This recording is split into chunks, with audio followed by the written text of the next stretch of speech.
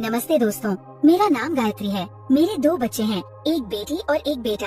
मेरे दोनों बच्चों की शादी हो चुकी है। मेरा बेटा ज्यादातर नौकरी के कारण बाहर रहता है, जबकि मेरी बेटी और बहू मेरे पास ही रहती है। मेरे बेटे की शादी को 4 साल और बेटी की शादी को 2 साल हो चुके हैं। एक दिन मेरी बेटी शालिनी ने फोन करके बताया कि उसके पति की नौकरी चली गई है। इससे उनकी मुश्किलें बढ़ गई थी। मैंने तुरंत उसे अपने घर बुलाने का फैसला किया ताकि मैं उसकी मदद कर सकूं। अगले दिन वह मुझसे मिलने आई। उसके चेहरे पर तनाव साफ दिख रहा था। मैंने उससे कहा कि जब तक दामाद को नई नौकरी नहीं मिल जाती तब तक वे दोनों यहीं रहें। लेकिन इसके बाद मेरी बहू का शालिनी के प्रति व्यवहार बदलने लगा। उसकी सहानुभूति कम होती गई। एक दिन गुस्से में मैंने बहू से कहा कि अगर उसे मेरी बेटी से कोई परेशानी है तो वह अपने घर चली जाए। मेरे इन शब्दों से वो नाराज हो गई और तुरंत अपना बैग पैक करके अपने मायके चली गई। उसके जाने के बाद शालिनी घर में पहले की तरह सहज हो गई। कुछ दिन बाद दामाद जी अचानक मेरे कमरे में आ गए। उस वक्त मैं अपनी अलमारी से कपड़े निकाल रही थी, क्योंकि मुझे एक दोस्त के बेटे की शादी में जाना था। मैंने कुछ साड़ियाँ अलग रखी थी और एक साड़ी का ब्लाउज ट्राई कर रही थी। तभी दामाद जी बिना दरवाजा खटखटाए कमरे में आ गए। उन्हें देखकर मैंने तुरंत अपना चेहरा दूसरी ओर कर लिया। ये सब इतनी जल्दी हुआ कि मुझे और दामाद जी दोनों को असहज महसूस हुआ। मैंने जल्दी से खुद को ठीक किया और साड़ी समेटते हुए उनकी ओर देखा। चूँकि मैं घर में बहू के साथ अकेले रहती थी, इसलिए मुझे दरवाजा लॉक करने की आदत नहीं थी। उस दिन भी मैंने दरवाजा ठीक से बंद नहीं किया था। दामाद जी मेरे बेड के पास खड़े थे। उन्होंने कहा, सासू माँ, मैं अचानक आपके कमरे में आ गया, इसके लिए माफी मांगता हूँ। माफी मांगने के बाद उन्होंने थोड़ा दूरी बनाते हुए कहा, सासू माँ, आप जो कुछ भी मेरे और मेरी पत्नी के लिए कर रही हैं, ये बहुत बड़ी बात है। आजकल तो दामाद को घर में जगह देने वाली सिर्फ माँ ही होती है, लेकिन आप मुझे अपने बेटे की तरह रख रही हैं। चिंता न करें, मैं ज्यादा दिन यहाँ नहीं रहूँगा। आखिरकार मैं इस घर का दामाद हूँ और दामाद को ससुराल में ज्यादा दिन रहना शोभा नहीं देता। मैं जल्दी से जल्दी नौकरी की तलाश में हूँ। पर मैंने दामाद जी से कहा, दामाद जी, आपको मुझे धन्यवाद देने की जरूरत नहीं है। और हाँ, आप इस घर के इकलौते दामाद हैं। आपको कोई शर्म नहीं होनी चाहिए। इस घर में आप खुद को पूरी तरह से अपना समझें।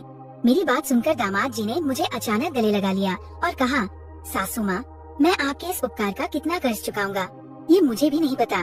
जब दामाद ने मुझे गले लगाया, मैं बहुत चौंक गई थी। आखिरकार वो मेरे दामाद थे और हमारा रिश्ता इतना खुला हुआ नहीं था। मैंने सोचा कि ये नई पीढ़ी की सोच हो सकती है, जिसमें दामाद अपनी सास से बिना झिझक बात करते हैं। धीरे धीरे मेरे मन में कुछ अनचाही बातें आने लगी। मुझे ऐसा लगने लगा कि मेरी बेटी गायत्री और दामाद के बीच कुछ ठीक नहीं है। एक रात जब मैं शालिनी के कमरे से निकल रही थी, मुझे उसके कमरे से बड़बड़ाने की आवाज सुनाई दी। मुझे यकीन था कि उनके बीच कोई विवाद चल रहा है। ये सुनकर मैं धीरे से उनके कमरे में गई।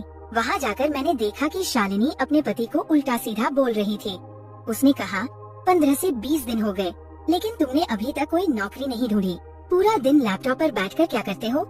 घर में रहकर मेरे पति का दिमाग खराब हो गया है और अब वह मुझसे तेल की मालिश की मांग कर रहा है। मैं इस बेकार इंसान की मालिश नहीं करूंगी। शालिनी इतना भड़क गई थी कि उसने मेरे सामने ही अपने पति का अपमान शुरू कर दिया। इस पर मैंने शालिनी को डांटते हुए कहा, थोड़ा अपने शब्दों पर ध्यान दो।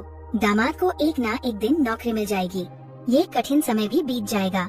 इस समय तुम्हें अपने पति का मानसिक समर्थन करना चाहिए। पति की सेवा करना बहुत पुण्य का काम है। मेरी बात सुनकर शालिनी ने कहा, माँ, अगर तुम्हारा दामाद तुम्हें इतना प्यारा लगता है तो तुम ही उसे तेल की मालिश क्यों नहीं कर देती? मैं उसे कुछ कहने ही वाली थी कि दामाद जी ने मेरा हाथ पकड़ लिया और मुझे कमरे से बाहर ले जाने लगे। उन्होंने कहा, सासू माँ, मैं शालिनी की चिड़चिड़ाहट को समझ सकता हूँ। मेरे जैसे व्यक्ति को घर में बैठना शोभा नहीं देता, लेकिन मैं भी क्या करूँ? मेरे पूरे प्रयास के बावजूद मेरी किस्मत खराब है। बात करते करते दामाद जी की आंखों में आंसू आ गए। मैंने कहा, दामाद जी, आप हिम्मत मत हारिए, सब कुछ ठीक हो जाएगा। फिर मैंने कहा, आप इस बेड के किनारे बैठिए, मैं आपको तेल की मालिश कर देती हूँ। इससे आपका मन शांत हो जाएगा और आपको अच्छी नींद आएगी। मैंने दामाद जी के सिर की मालिश शुरू कर दी। कुछ ही मिनटों में दामाद जी ने मेरा हाथ पकड़ लिया और उसे अपने कंधों पर घुमाने लगे। उन्होंने कहा, सासू माँ, आपके हाथों में तो सचमुच जादू है। कुछ ही मिनटों में मेरे सिर का तनाव दूर हो गया। क्या आप मेरी गर्दन पर भी थोड़ा तेल लगाकर मालिश कर देंगी? जब मैंने उनके कंधों पर हाथ फेरा तो मुझे थोड़ी लज्जा महसूस हुई। मैंने बहाना बनाया कि मेरा हाथ दुख रहा है और तुरंत उनसे थोड़ा दूर हो गई। कुछ दिनों बाद मेरे दामाद को नौकरी मिल गई। नौकरी मिलने के 2-3 दिन बाद शालिनी ने बताया कि वह गर्भवती है। मेरी बेटी शालिनी और दामाद अपने घर जाने की तैयारी कर रहे थे, लेकिन मैंने उन्हें कुछ दिन और रुकने के लिए मना लिया। शालिनी की खुशखबरी सुनकर मैंने ठान लिया था कि मुझे उसे कुछ और दिनों तक अपने पास रखना चाहिए, लेकिन उन दिनों मैंने देखा कि शालिनी की तबीयत ठीक नहीं थी। मेरी बेटी और दामाद अलग अलग रहते थे और शालिनी की ऐसी हालत देखकर मैं उसे अकेले नहीं जाने दे सकती थी। मेरे मन में सवाल था कि क्या वह अकेले अपने पति के लिए घर का काम कर पाएगी। इसलिए मैंने तय किया कि जब तक शालिनी पूरी तरह ठीक नहीं हो जाती तब तक उसे मेरे पास रहना चाहिए। दिन बीतते गए और दामाद जी ऑफिस जाने लगे। सुबह सुबह मैं उनके लिए टिफिन तैयार करती थी। जिस तरह मैं उनका ख्याल रखती थी, उन्होंने भी मेरा ध्यान रखना शुरू कर दिया। शाम को जब दामाद जी ऑफिस से थक कर लौटते तो रात के खाने में मेरी मदद करते। देखते देखते मेरी बेटी और दामाद के यहाँ आए 1 महीना हो गया। गर्भावस्था के कारण शालिनी को मितली होने लगी थी। दामाद जी को इस बारे में ज्यादा जानकारी नहीं थी और इसी वजह से उनके बीच झगड़े होने लगे। हर दिन मैं उनकी बहस सुनती थी, लेकिन मैंने सोचा कि यह तो आम पति पत्नी की बातें हैं, इसलिए मैंने ज्यादा ध्यान नहीं दिया। लेकिन एक दिन दामाद जी रात को मेरे कमरे में आए और बोले, सासू माँ, अब मैं शालिनी के साथ एक ही कमरे में एक बिस्तर पर नहीं सो सकता। अगर मेरा हाथ भी उसे छू जाता है तो वो तुरंत चिड़चिड़ाने लगती है। उसकी इस चिड़चिड़ाहट की वजह से मुझे रात भर नींद नहीं आती। पिछले 3-4 दिनों से ऑफिस में काम करते करते मेरी आंखें भारी हो गई हैं। मैंने दामाद जी से कहा, दामाद जी, शालिनी जिस स्थिति में है उसमें कभी कभी महिलाओं का चिड़चिड़ापन बढ़ जाता है, तुम्हें उसे समझना चाहिए। मैंने उन्हें सलाह दी कि वे अपनी पत्नी को समझें, लेकिन उन्होंने कहा, मैं उसे समझता हूँ, लेकिन अब मेरे आराम का भी सवाल है। अगर मैं ठीक से आराम नहीं कर पाया तो नौकरी सही से नहीं कर पाऊंगा। फिर उन्होंने कहा, सासू माँ, अगर आपको कोई आपत्ति न हो तो क्या मैं आज आपके कमरे में सो सकता हूँ? मैंने तुरंत हाँ नहीं कहा, लेकिन मैंने देखा कि दामाद जी के पास मुझसे मदद मांगने के सिवा कोई और रास्ता नहीं था। इसलिए मैंने बिना किसी संदेह के उन्हें मेरे कमरे में सोने की इजाजत दे दी। बाद में मैं सोच में पड़ गई कि दामाद जी का मेरे कमरे में सोने का इरादा क्या था। उस रात जब दामाद जी मेरे कमरे में सोए तो मुझे पूरी रात नींद नहीं आई, क्योंकि मैंने पहले कभी उनके साथ रात नहीं बिताई थी। उनकी मौजूदगी की वजह से मैंने कपड़े भी नहीं बदले और साड़ी में ही सो गई। साड़ी पहने रहने की वजह से मुझे रात भर नींद नहीं आई। अगली रात जब मैं सोने जा रही थी, दामाद जी बोले, सासू माँ, कल रात आप सो नहीं पाई। मुझे पता है, मैंने आपको पहले गाउन में देखा है। आपको मुझसे शर्माने की जरूरत नहीं। अगर साड़ी पहनने में आपको रात भर तकलीफ हो रही है तो आप रोज की तरह गाउन पहन सकती हैं। मुझे मानिए, मैं आपका दामाद नहीं बल्कि आपका बेटा हूँ। ये सच था कि रात भर साड़ी पहनने के कारण मुझे नींद नहीं आई थी और आज मैं नहीं चाहती थी कि फिर से रात भर जागती रहूं। इसलिए मैंने कपड़े बदल लिए। जब मैं चेंज करके आई तो दामाद ने मुझे गाउन में देखकर कहा, वाह सासू माँ, इन कपड़ों में आप बिल्कुल भी मेरी सासू माँ की तरह नहीं लग रही। आपने खुद को बहुत अच्छे से सजा रखा है। उनकी इस बात पर मैं मुस्कुराते हुए अपनी जगह पर सोने चली गई। अगले दिन सुबह मैंने नाश्ता किया और किचन में बर्तन साफ करने के बाद नहाने के लिए बाथरूम गई। जैसे ही मैं बाथरूम में गई, साबुन के पानी की वजह से मेरे पैर फिसल गए और मैं जमीन पर गिर गई। गिरते ही मेरी कमर में दर्द होने लगा और मुझे उठने में परेशानी होने लगी। मैंने शालिनी को आवाज दी, लेकिन वह अपने कमरे से नहीं आई। फिर दामाद जी दौड़ते हुए मेरे कमरे में आए। उन्होंने मुझे गिरा हुआ देखा। वह तुरंत दौड़ते हुए मुझे उठाकर अपने बेड पर ले गए। उस समय मेरी कमर में बहुत दर्द हो रहा था। दामाद जी ने तुरंत मेरे लिए गर्म पानी की बोतल लाकर दी। मैंने देखा कि वो ऑफिस जाने के लिए निकलने वाले थे, लेकिन मेरी मदद करते समय उन्होंने अपने ऑफिस के कपड़ों को भी भिगो दिया था। दामाद जी ने मुझे मदद करते समय एक पल के लिए भी पीछे मुड़कर नहीं देखा। शालिनी कुछ समय बाद मेरे कमरे में आई थी, लेकिन क्योंकि वो गर्भवती थी, वो मेरी मदद नहीं कर पाई। मेरी बेटी के आने का इंतजार करने के बजाय दामाद जी ने मेरी मदद की। उन्होंने मुझे अस्पताल ले जाने की कोशिश की, लेकिन मैंने उनसे कहा कि कुछ दिनों में मेरा दर्द ठीक हो जाएगा, थोड़े आराम से सब ठीक हो जाएगा। मेरी बात सुनकर दामाद जी रुक गए और ऑफिस जाते समय शालिनी से कहा, जब तक मैं घर नहीं आता, सासू माँ का अच्छे से ख्याल रखना। शाम को घर वापस आने पर दामाद जी ने खुद ही खाना बनाया, क्योंकि शालिनी को परेशानी हो रही थी। इस वजह से वो किचन में कदम नहीं रख पा रही थी। रात में जब दामाद मेरे कमरे में सोने के लिए आए, तब उन्होंने देखा कि मैं अपनी कमर को पकड़े बैठी हुई हूँ। दामाद जी बाम लेकर आए और कहा, सासू माँ, मैं आपको थोड़ा बाम लगा देता हूँ, इससे आपका दर्द ठीक हो जाएगा। मुझे दामाद से मदद मांगने में बहुत झिझक हो रही थी, लेकिन उन्होंने बहुत जोर दिया। उन्होंने कहा, शालिनी तो गर्भवती है, इसलिए वो आपकी ज्यादा सेवा नहीं कर पाएगी, ये सब भगवान ने आपके दामाद को आपकी सेवा करने के लिए ही किया है। मैंने लाख कोशिश की कि मैं दामाद जी से मदद न लूं, लेकिन उन्होंने मुझे बाम लगाना शुरू कर दिया। जिस तरह से उन्होंने मेरी कमर पर हाथ से बाम लगाया, वो सब कुछ अलग सा लग रहा था। धीरे धीरे मुझे नींद आने लगी। जब बार बार दामाद का स्पर्श होता तो मैं समझ नहीं पाई। आधी रात जब मेरी आँख खुली तब मैंने देखा कि दामाद जी मेरे बहुत करीब सोए हुए हैं। इतना ही नहीं, बल्कि हमारी दोनों की चादर भी एक हो गई थी। मैंने तुरंत दामाद जी से दूर जाने की कोशिश की, लेकिन इधर उधर सरकते समय मेरी कमर फिर से दर्द करने लगी और मेरे मुंह से आवाज निकल गई। मेरी आवाज सुनते ही दामाद जी जाग गए। मुझे ऐसा लगा जैसे वे पहले से ही सोने का नाटक कर रहे थे।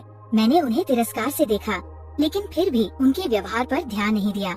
अगले दिन जब मुझे खांसी आई तो दामाद जी तुरंत मेरी पीठ पर हाथ रगड़ने लगे। मेरी खांसी फौरन रुक गई, लेकिन उनका हाथ मेरी पीठ पर आज भी वैसा ही था। मुझे अब दामाद जी के साथ अपना कमरा साझा करना अच्छा नहीं लग रहा था। उनकी मेरी तरफ की देखभाल अब मुझे कुछ और ही संकेत दे रही थी।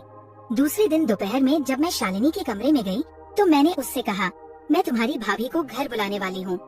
मुझे घर के कामों में दिक्कत हो रही है। अगर बहू घर पर रहेगी तो वो घर का ध्यान रख सकेगी। इस पर मेरी बेटी शालिनी ने कहा, माँ, पिछले कुछ दिनों से तुम्हारा दामाद मेरे बजाय तुम्हारा ज्यादा ख्याल रख रहा है, फिर भी तुम अपनी बहू और बच्चों को क्यों बुलाना चाहती हो? क्या तुम्हारा दामाद तुम्हारे लिए काफी नहीं है? जो बात मैं कहना चाहती थी वो शालिनी को समझ में नहीं आई। रात में मैंने दामाद जी से बात करने का फैसला किया। जब रात को दामाद जी कमरे में आए तो मैंने उनसे कहा, आज से तुम शालिनी के साथ उसके कमरे में सोया करो, उसे अकेले सोने के लिए मत छोड़ो। कुछ दिनों में मेरी बहू वापस आ जाएगी, तब तक वह मेरे कमरे में सोया करेगी। इस पर दामाद जी ने कहा, सासू माँ, मैं आपकी देखभाल कर रहा हूँ, आपने मुझे पराया समझ लिया है। इतना कहकर वे कमरे से बाहर निकल गए। शायद उन्हें मेरी बात पर नाराजगी हुई थी। मैं धीरे धीरे कदम बढ़ाते हुए दामाद जी को समझाने के लिए अपने कमरे से बाहर निकली। दामाद जी शालिनी के कमरे में थे। जैसे ही मैं उनके कमरे के बाहर पहुंची, मैंने उनकी और मेरी बेटी की बातें सुन ली। शालिनी कह रही थी, जय, तुमसे तो कुछ भी काम नहीं हो रहा। पिछले कुछ दिनों से मैं सब कुछ कर रही हूँ और अब तक मेरी माँ की नजर में तुम अपनी छवि बनाने में असफल हो गए हो। यहाँ रहने के लिए मुझे कितना कुछ करना पड़ रहा है और गर्भवती न होने के बावजूद मैंने गर्भवती होने का नाटक किया है। दामाद चुप थे और शालिनी आगे बोली, क्या तुम्हें याद है कि हमें इस घर को अपने नाम करवाना है? तुम्हारी सैलरी से कुछ भी नहीं होता। तुम्हारे परिवार में 2 कमरे हैं और तुम्हारी माँ के पास भी 2 घर हैं। मैं चाहती हूँ कि कम से कम एक घर मेरे नाम पर हो और इसके लिए मुझे किसी भी विवाद का सामना नहीं करना पड़े। उसने कहा, माँ ने भैया और भाभी को घर बुलाने की बात की है। अगर मेरी भाभी घर में आ गई तो वो तुरंत मेरा झूठ पकड़ लेगी और अगर माँ को मेरे झूठ का पता चल गया तो वो मुझे इस घर में बिल्कुल भी हिस्सा नहीं देगी। उनकी बातें सुनकर मैं चौंक गई। उन्होंने पिछले कुछ दिनों से मेरे प्रति जो चिंता दिखाई थी वह सब एक दिखावा था। मेरी बेटी शालिनी ने खुद को गर्भवती बताकर मेरी भावनाओं से खेला ताकि वो अपने मायके का घर अपने नाम करवा सके। मैं शांति से वहाँ से अपने कमरे में चली गई। कुछ समय बाद मैंने मना करने के बावजूद देखा कि मेरा दामाद फिर से मेरे कमरे में सोने आ गया। अगले दिन नाश्ते के समय मेरे बेटे और बहू को देखकर मेरा दामाद और शालिनी हैरान रह गए। शालिनी ने पूछा, माँ, तुमने उसे यहाँ क्यों बुलाया? मैंने सोचा कि अब मुझे अपनी बात स्पष्ट करनी चाहिए। मैंने शालिनी के पास जाकर कहा, मैंने रात को तुम्हारी और दामाद के बीच हुई बातें अच्छी तरह सुन ली थी। तुम यहाँ किस मकसद से आई हो, मैं इससे अच्छी तरह वाकिफ हो चुकी हूँ। तुमने मेरी बहू को झूठा साबित किया। इतने दिनों से जो मेरी बहू मेरी देखभाल कर रही थी उसे बिना किसी विश्वास के यहाँ से भगा दिया। तुम मेरी अपनी बेटी हो, लेकिन इस प्रॉपर्टी के लिए तुमने मेरे खिलाफ साजिश की। पैसे के लिए तुमने रिश्तों को भुला दिया। मैंने उनसे कहा, इस घर की एक ईंट भी तुम्हारे नाम नहीं होगी। जो मेरी देखभाल करेगा ये प्रॉपर्टी उसी की होगी। शायद मैं गलत थी जो मैंने तुम्हें शादीशुदा होने के बावजूद बार बार मायके बुलाया। माँ बाप खर्च करते हैं, लेकिन लड़कियों का कर्तव्य खत्म नहीं होता। जब भी उनकी बात आती है तुम हमेशा पूछती हो, हमारे लिए क्या किया? मैंने सोचा, तुम जैसे लालची बेटी के विचारों में मुझे कोई बदलाव नहीं दिखता, लेकिन मैं ये कर सकती हूँ कि तुम्हें अपने से दूर रखूं। आज से मुझे तुम्हारा चेहरा भी नहीं देखना। तुम्हारी वजह से मैं अपने बेटे और बहू को दूर कर रही थी, लेकिन ये हमेशा सच नहीं होता। मैंने समझ लिया कि दामाद पराये जैसे होते हैं, लेकिन यदि बेटियां भी ऐसा व्यवहार करने लगे तो माँ बाप को क्या सोचना चाहिए? पैसे और जालसाजी से मिली संपत्ति कभी सुख नहीं दे सकती। तो दोस्तों, ये थी आज की कहानी। आपको इस कहानी पर क्या राय है, हमें कमेंट में जरूर बताएं। वीडियो अच्छी लगी हो तो लाइक करें, शेयर करें और सब्सक्राइब करें।